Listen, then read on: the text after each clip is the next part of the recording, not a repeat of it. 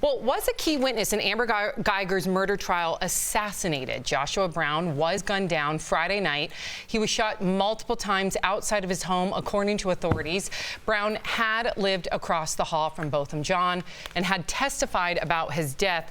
Police do not have any suspects or motives right now, but important, witnesses did see a silver sedan speed away. So people saw many things. So hopefully they'll be able to find out who this person is or persons. Right, and hopefully those people are brave enough to testify, as he was brave enough to testify for both of them. This falls on Amber Guyger. She's responsible for 2 deaths and responsible for the demise of someone's entire profession.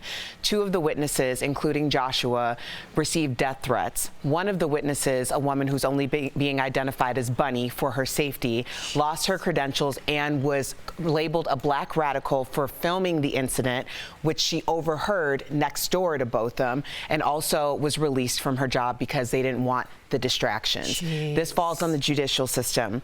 We have to protect people who are absolutely willing to come forward, even if they're reluctant witnesses. So I really do want to have some transparency in this case, because regardless of if this was something that happened because of a previous relationship or something that happened in the trial, he still was exposed because of this trial, and that falls on them. And that's what his family said. His family said, we want answers, because many people are pointing to the fact that a few months ago, he and his friend were shot. His friend got killed. This was at a birthday party.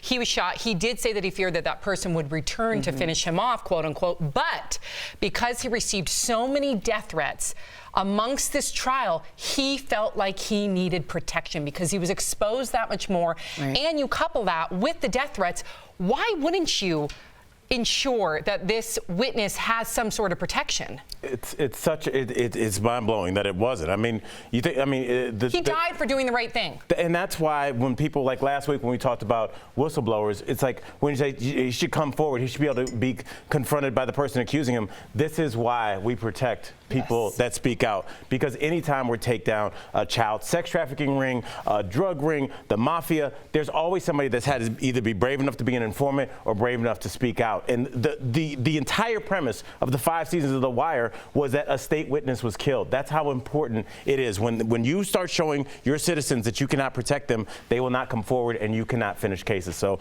this is really big. Very scary.